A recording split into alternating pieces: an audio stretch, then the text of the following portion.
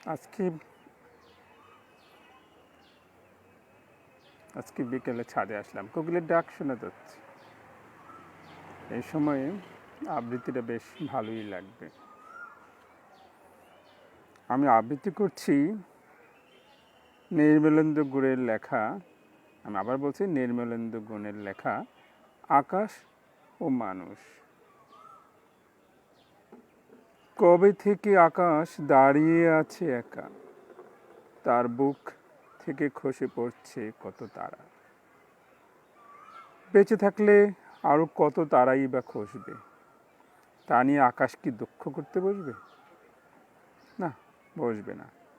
আমি বলছি লিখে নাও, আকাশকে তো মহান মানে এই যথেষ্ট। এই কারণে মনুষ্যবধ হলে কি মানুষ তাকে মানত? প্রিয়জন চলে গেলে মানুষই ব্যথিত হয়। আকাশ নির্বিকার, আকাশ কখনো নয়। তোমরা মানুষ, তাই সহজে দুঃখ পাও। হে ঈশ্বর, আমাকে আকাশ করে দাও। কি চমৎকার কবিতা নির্মলেন্দু।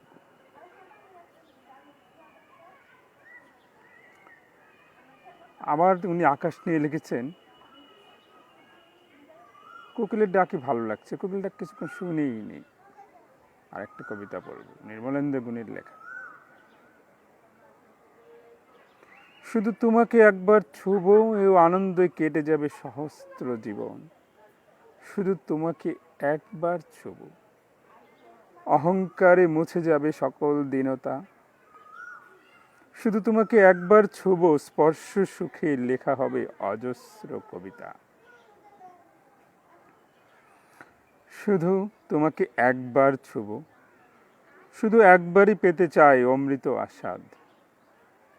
শুধু তোমাকে একবারই ছুঁব, অমরত্ব বন্দী হবে হাতের মুঠোয়। শুধু তোমাকে একবার ছুঁব, তারপর হব ইতিহাস।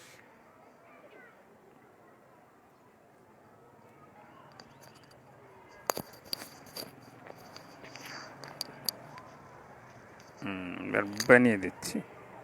কথা শোনা যাচ্ছে না নাকি? এইবার শোনা যাচ্ছে?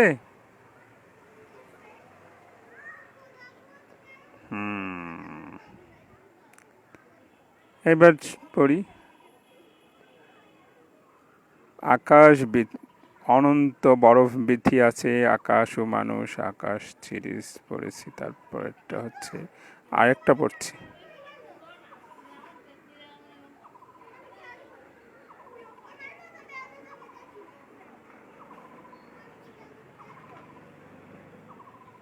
দুঃখ করো না বাঁচো, নির্মলেন্দু গুণের লেখা দুঃখ করো না বাঁচো।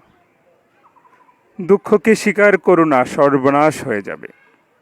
দুঃখ করো না, বাঁচো, প্রাণ ভরে বাঁচো। বাঁচার আনন্দে বাঁচো, বাঁচো বাঁচো এবং বাঁচো। জানি মাঝে মধ্যেই তোমার দিকে হাত বাড়ায় দুঃখ, তার কালো লোমশ হাত প্রায়ই তোমার বুক বেদ করে।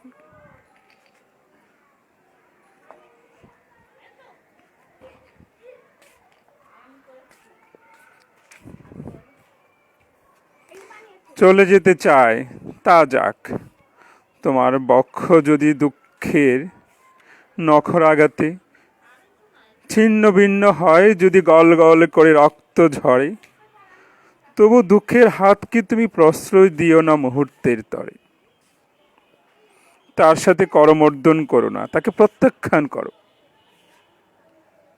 অনুশোচনা হচ্ছে পাপ দুঃখের এক নিপুণ ছদ্মবেশ। তোমাকে বাঁচাতে পারে আনন্দ। তুমি তার হাত ধরো, তার হাত ধরে নাচো, গাও, বাঁচো, ফুর্তি করো। দুঃখকে স্বীকার করো না। মরে যাবে, ঠিক মরে যাবে। যদি মরতেই হয়, আনন্দের হাত ধরে মরো। বলো দুঃখ নয়, আনন্দের মধ্যেই আমার জন্ম, আনন্দের মধ্যেই আমার মৃত্যু, আমার অবসান।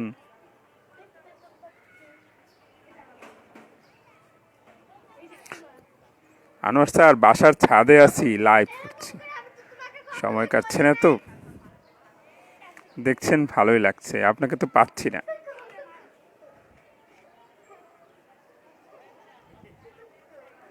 এবার একটা দেহতত্ত্বে কবিতা নুরমালন্দ গুণেরই লেখা। ওটা কিছু নয়,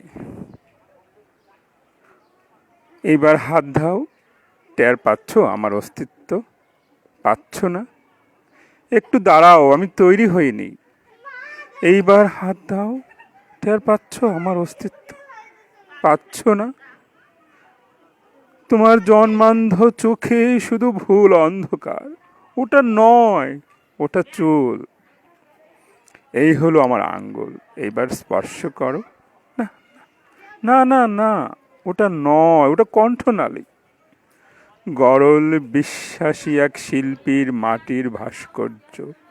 ওটা অগ্নি নয়, ওই আমি, আমার যৌবন। সুখের সামান্য নিচে কেটে ফেলা যন্ত্রণার কবন্ধ প্রেমিক। ওখানে কি খোঁজো তুমি? ওটা কিছু নয়, ওটা দুঃখ। রমণীর ভালোবাসা না পাওয়ার চিহ্ন। বুকে নিয়ে ওটা নদী, নীল হয়ে জমে আছে ঘাসে। এর ঠিক ডান পাশে, ওইখানে হাত দাও।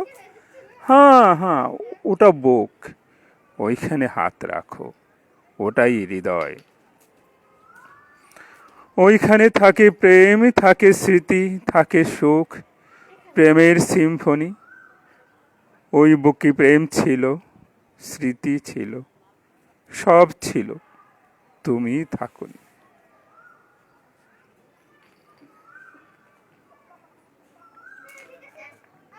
আরেকটা কবিতা পড়ার ইচ্ছা আছে। অ্যাড শুরু হয়ে গেল কেন?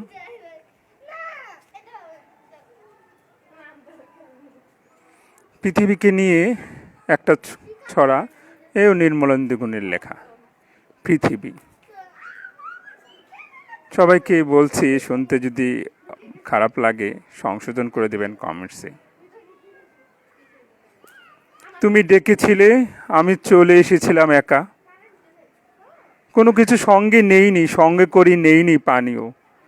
তিল, তিসি, তামা বা বিছানা বালিশ, তুমি বলেছিলে সব পাওয়া যাবে এ শহর নেশার ও নারীর।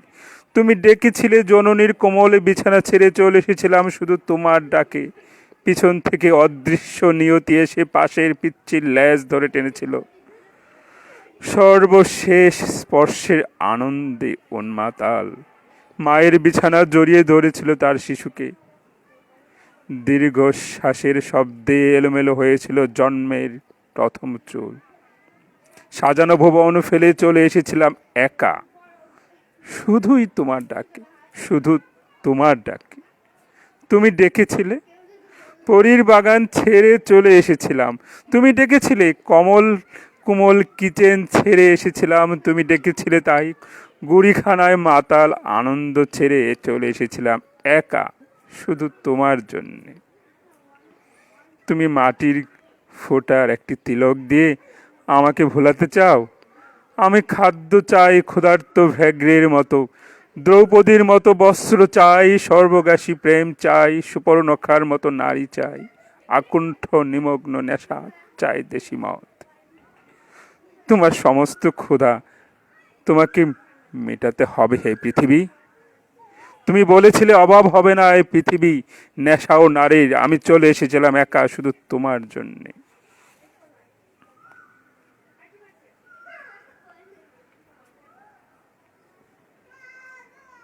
আরেকটি ছড়া পড়ি, এবার একটু অন্যদিকে যাই। দেখি, সুকান্ত ভট্টাচার্য ছিলেন, আমরা সবাই জানি সুকান্ত ছিলেন একেবারেই স্বতঃস্ফূর্ত কবি। উনি অনেক কষ্ট সহ্য করেছিলেন। দেখি উনি কি কি লিখেছেন আগামীর কথা। আমাদের আগামী এখন কুয়াশাচ্ছন্ন, তাই ওনার আগামী কবিতাটা একটু পড়ে দেখি।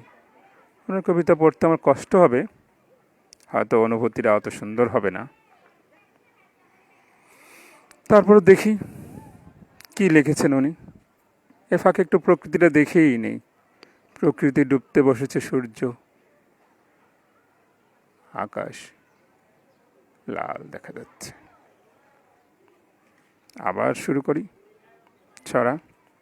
পাখির কুঞ্জনা শোনা যাচ্ছে না, ওখানটায় গেলে নেট পাচ্ছিলাম না। সুকান্ত লিখেছেন আগামী কবিতাখানি। জড় নই, মৃত নই, নই অন্ধকারের খনিজ, আমি তো জীবন্ত প্রাণ, আমি এক অঙ্কুরিত বীজ। মাটিতে লালিত ভীরু, শুধু আজ আকাশের দিকে মেলেছি সন্দিগ্ন চোখ। স্বপ্ন ঘিরে রয়েছে আমাকে, যদিও নগণ্য আমি, তুচ্ছ বটবৃক্ষের সমাজে, তবু ক্ষুদ্র এ শরীরে গোপনে মর্মর ধ্বনি বাজে। বিদীর্ণ করেছি মাটি, দেখেছি আলোর আনাগোনা, শিকড়ে আমার তাই অরণ্যের বিশাল চেতনা। আজ শুধু অঙ্কুরিত, জানি কাল ক্ষুদ্র ক্ষুদ্র পাতা উদ্দাম হাওয়ার তালে তাল রেখে নেড়ে যাবে মাথা। তারপর দৃপ্ত শাখা মেলেই দেব সবার সম্মুখে, ফোটাবো বিস্মিত ফুল প্রতিবেশী গাছেদের মুখে। সংহত কঠিন ঝড়ে দৃঢ়পান প্রত্যেক শিকড়, শাখায় শাখায় বাধা প্রত্যাহত হবে জানিস ঝড়। অঙ্কুরিত বন্ধু যত মাথা তুলে আমারই আহ্বানে, জানি তারা মুখরিত হবে নব অরণ্যের গানে। আগামী বসন্তে যেন মিশে যাব বৃহতের দলে, জয়ধ্বনি কিশলয়ে সংবর্ধনা জানাবে সকলে। ক্ষুদ্র আমি, তুচ্ছ নই আমি, জানি আমি ভাবি বনস্পতি। বৃষ্টির মাটির রসে পাই আমি তার তো সম্মতি। সেদিন ছায়ায় এসো, হানো যদি কঠিন কুঠারে, তবু তোমায় আমি হাতছানি দিব বারে বারে। ফল দিব, ফুল দিব, দেব আমি পাখিরও কুজন, একই মাটিতে পুষ্ট তোমাদের আপনজন। কত সুন্দর কবিতা। একদিন বীজ থেকে মহিরুহ হবে, বৃক্ষ হবে, বড়দের কাতারে দাঁড়াবে। তবু সে আহ্বান করছে ক্ষুদ্রকে, তুচ্ছ সে করবে না বড় হয়ে গেলেও। কি অপরূপ কবিতা, কি সুন্দর অর্থ তার। সুকান্ত এত অল্প বয়সে মানুষের কাছাকাছি আসতে পেরেছিল।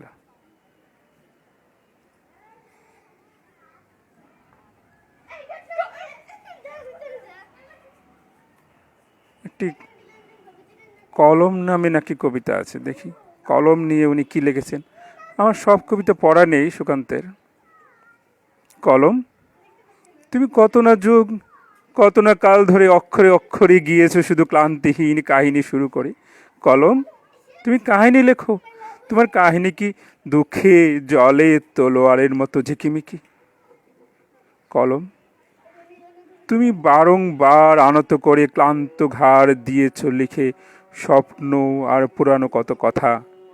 সাহিত্যের দাসত্বের ক্ষুদিত বশ্যতা, ভগ্ন নিবৌ রুগ্ন দেহ জলের মতো কালি।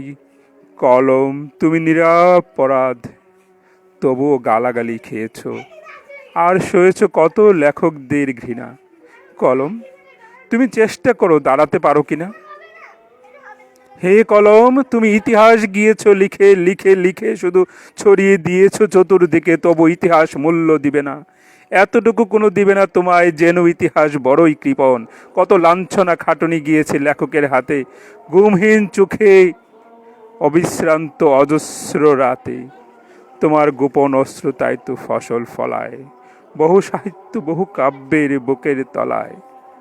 তবু দেখো বুধ নেই লেখকের কৃতজ্ঞতা, কেন চলবে এ প্রভুর খেয়ালে লিখবে কথা। হে কলম, হে লেখনী, আর কতদিন ঘর্ষণে ঘর্ষণে হবে ক্ষীণ, আর কত মৌন মুখ শব্দহীন দ্বিধান্বিত বুকে কালির কলঙ্ক চিহ্ন রেখে দিবে মুখে। আর কত আর কাটবে দুঃসহ দিন দুর্বার লজ্জার, এ দাসত্ব ঘুচে যাক, এ কলঙ্ক মুছে যাক, আজ কাজ করো। কাজ। ধন্যবাদ। আজান পড়ে গেছে। আজকের মতো লাইভ শেষ করছি। যারা দেখেছেন সবাইকে ধন্যবাদ। আগামী দিন আবার বিকেলে আবৃত্তি শোনার জন্য আহ্বান করছি সবাইকে। শুভ নববর্ষ, শুভ নববর্ষ, শুভ নববর্ষ।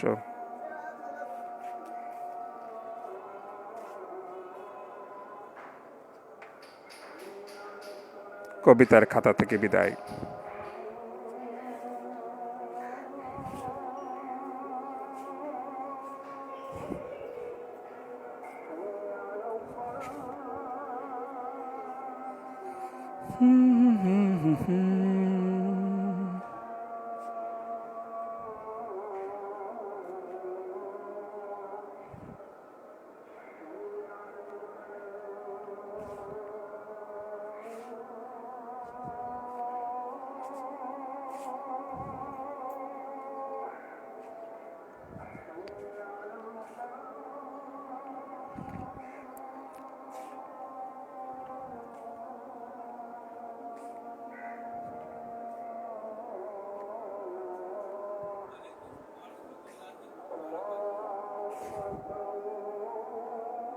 গোপাল দাদু, গোপাল দাদু, শিগগিরই চলো। কোথায় যাবো? আরে সকালবেলা তুই এমন হাঁপাতে হাঁপাতে এলি কেন? হ্যাঁ, খুব বিপদ গোপাল দাদু।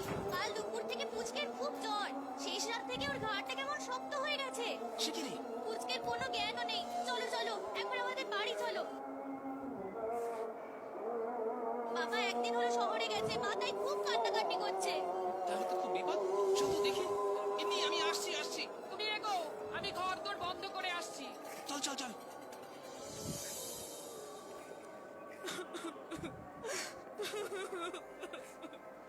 ও পুচকে, চোখ খোল, চোখ খোল বাবা।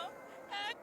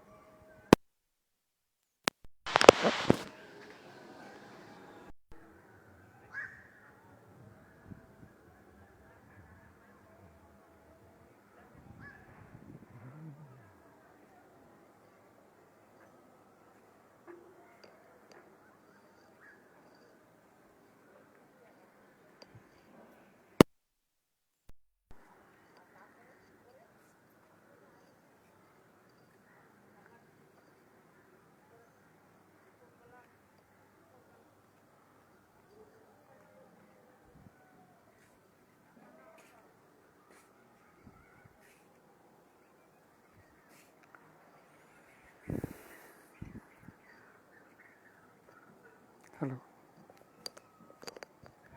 Hello, hello, hello,